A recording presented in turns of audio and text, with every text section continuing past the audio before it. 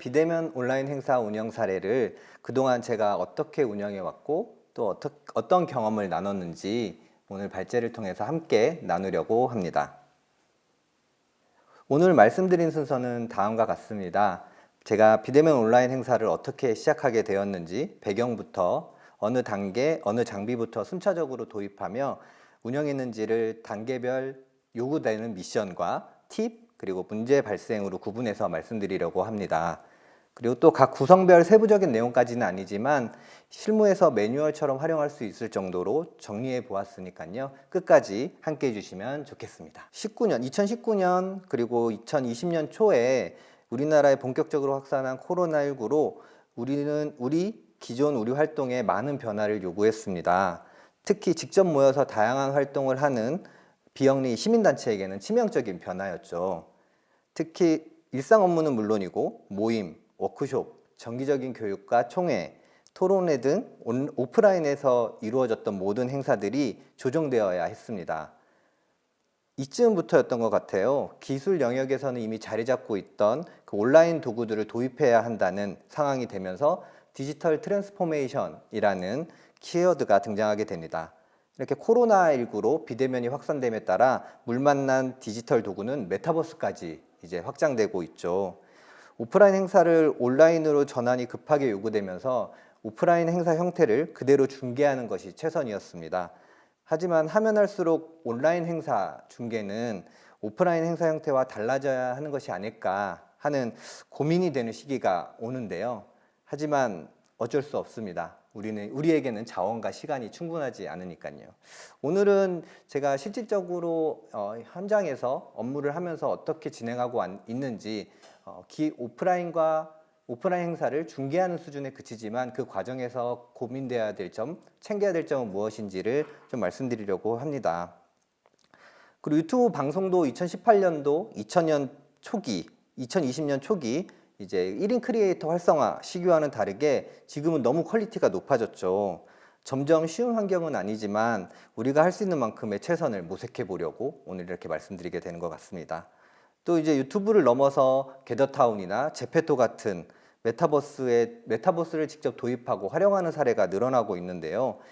이것만 하는 담당자도 아니고 무엇보다 우리가 메타버스에서 구현하려는 공간이 현실 세계에서도 가고 싶은 공간인가, 또 메타버스 상에서 어떤 재미를 줄 수 있을 것인가를 생각해 봐야 합니다. 활성화 사례나 좋은 사례들은 영리 영역에서 많이 소개되고 있긴 하지만 여전히 영리에서도 긴가민가하는 부분이 있는 만큼 우리는 거기까지는 보지 말되 메타버스가 어떤 형태로 운영되고 있고 어떤 구조로 거기서 무엇을 할 수 있는지 정도만 파악해 두면 좋겠다라는 생각을 전해봅니다. 저는 희망제작소라는 단체에서 디자이너로 활동을 시작했습니다. 디자인 지원 업무에서 연구사업 활동을 하는 부서에 갔다가 다시 2020년부터 미디어팀에 배치돼서 매체 운영과 콘텐츠 관련 업무를 하고 있습니다. 기술이나 장비에 대해서 특별한 지식을 갖고 있는 것은 아니고요. 약간의 관심이 있을 뿐이에요. 노트북이나 이제 핸드폰, 제가 일상생활에서 접하는 그 기기들에 대한 관심, 그리고 어떤 장비가 새로 나오는지, 어떤 기기가 어떤 기능을 가지고 나오는지 이런 정도의 관심을 갖고 있고, 또 제가 다루는 장비의 업데이트, 기기의 업데이트나 이제 프로그램을 설치하고 삭제하는 정도의 기술이라고 하기 뭐하지만 그런 기능들을 좀 알고 있는 상황입니다. 그리고 프로그램 메뉴를 살펴보면서 제게 필요한 설정을 찾고 이제 설정해 보는 것도 약간 두려움 없이 할 수 있을 정도로 특별한 기술이 있는 것이 아니고 그냥 제가 제 업무를 하기 위해서 좀 더 효율적으로 하기 위해서 어떤 설정을 해야 되는지를 찾아보고 이제 적용해 보는 그런 일반적인 활동가라고 보실 수 있을 것 같습니다. 그리고 특히 이제 저희가 무료 배포 프로그램을 설치할 때 이제 우리가 알게 모르게 추가적으로 설치되는 툴바나 이제 그런 것들이 있잖아요. 이제 그것들을 그냥 넘기지 않고 체크를 해제한다든가, 또 압축을 해제하고 압축 파일을 지우거나, 그리고 바탕화면에 모든 파일을 꺼내놓지 않고 나는 그 폴더 안에서 구조를 만든다든가 하는 활동을 하고 있습니다. 그리고 컴퓨터 활용 과정에서 그리고 저희 노트북이나 뭐 프로그램 운영 과정에서 안 되는 부분이 있으면 구글 검색을 통해서 적극적으로 조금 해결을 모색하는 사람입니다. 그래서 줌도 처음에는 매뉴얼 없이 이제 이것저것 눌러보면서 실험도 하고 어떤 기능이 있는지 또 조사도 해보고 하는 일반적인 활동가인데요. 이런 활동가가 일반적인 활동가가 어떻게 중개 업무를 하게 되었을까요? 네, 저는 비영리 소식을 잘 구성해서 좀 널리 효과적으로 확산시키고 싶은 사람이어서요. 이런 것들을 어떻게 보면 하나의 수단, 하나의 또 다른 방식으로 인지하고 이제 중개 업무까지 흘러들게 된 것 같습니다. 희망제작소에서도 2019년대부터 이제 스물스물 그 영상 콘텐츠에 대한 요구가 나오기 시작했습니다. 이런 1인 크리에이터가 이제 이런 요구를 불붙인 셈인데요. 1인 크리에이터라고 하니까 혼자서 모든 걸 다 할 수 있고 또 금방금방 또 매주 정기적으로 콘텐츠를 뽑아내는 그런 유튜버들이 많아지면서 이런 활동에 대한 어려움을 너무 간과했던 건 아닌가라는 생각이 지금 들 정도로, 그래서 이런 영상 콘텐츠를 누구나 쉽게 만들어서 배포한다라는 점에만 착안된 요구였습니다. 그래서 저는 어쨌든 콘텐츠 형태, 희망제작소가 발행하는 콘텐츠 형태의 다양화를 고민하던 입장에서는 그냥 한번 만들어 보자. 저도 디자인을 전공하다 보니까 영상 툴을 전문적으로 다루는 것은 아니지만 어떤 기능이 있고 어떤 메뉴가 어떤 효과를 낸다 정도는 이제 인지하고 있어서요. 물론 영상 편집 과정에서 추가적으로 구글로 검색을 통하거나 유튜브로 어떤 기능이 있거나 라는 설명을 들어가면서 학습해 가면서 작업을 해왔습니다.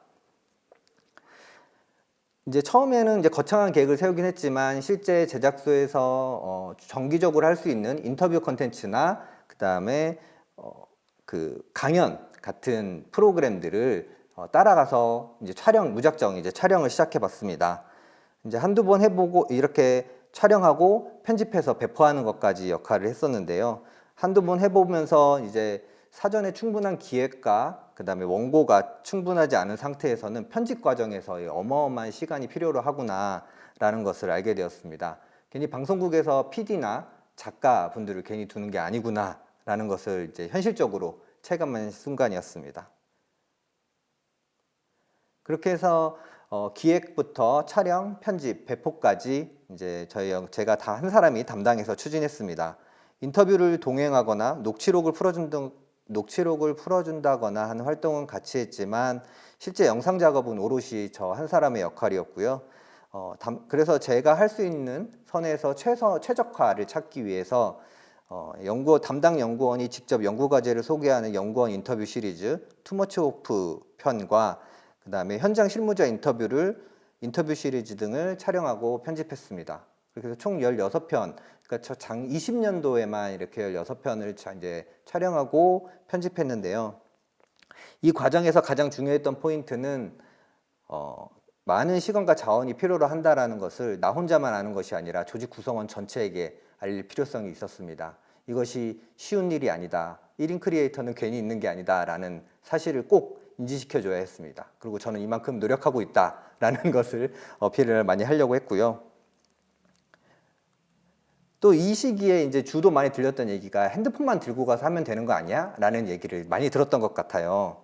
그래서 처음에는 진짜 핸드폰과 그 다음에 소니 액션캠, 제가 이제 아이를 키우면서 아이를 좀 영상으로 담고자 구입했던 액션캠, 그리고 오디오 장비가 없으니까 녹음기를 따로 별도로 이제 조직에 있는 녹음기를 가지고 가서 이제 촬영을 했습니다.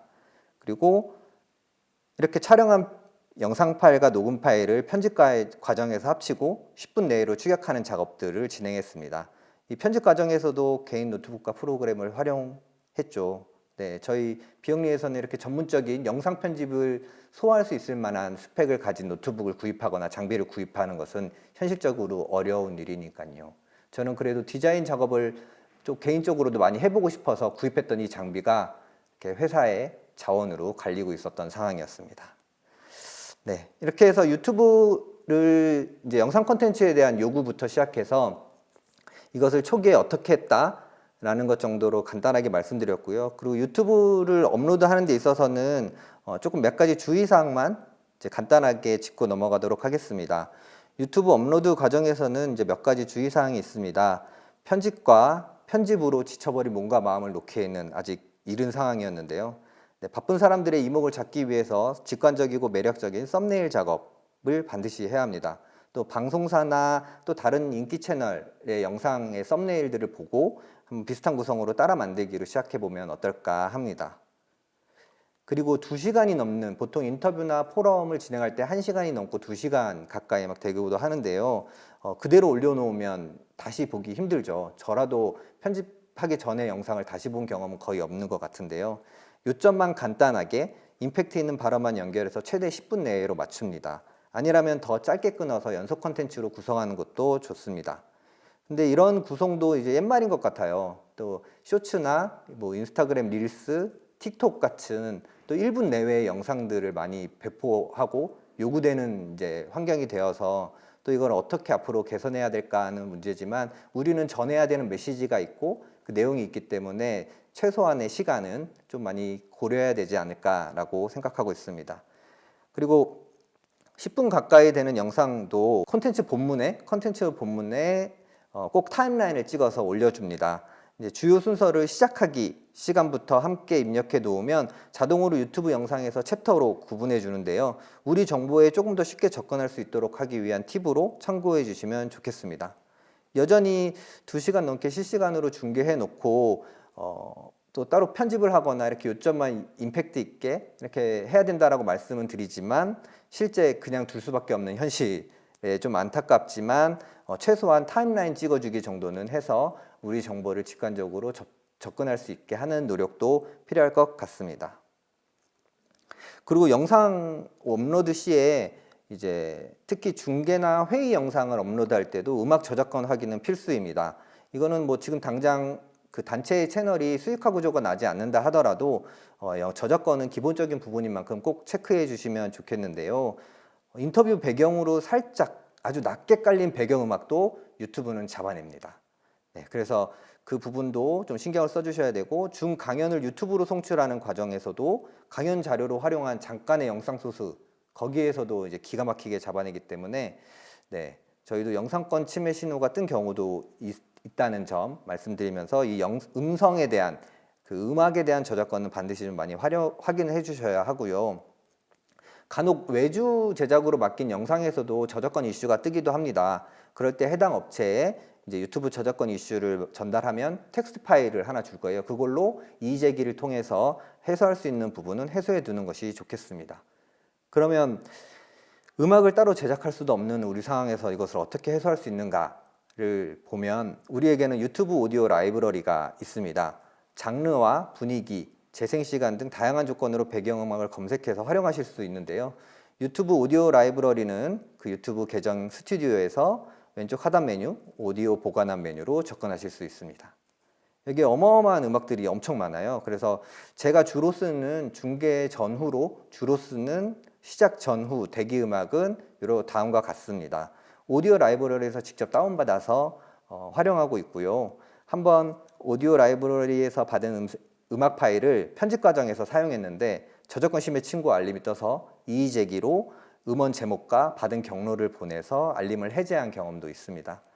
그리고 영상은 특성상 한번 기록되면 제작자가 삭제하지 않는 이상 늘 남아있는 기록이기 때문에 오디오뿐 아니라 이미지 파일에 대한 저작권도 꼼꼼히 확인해 주셔야 합니다.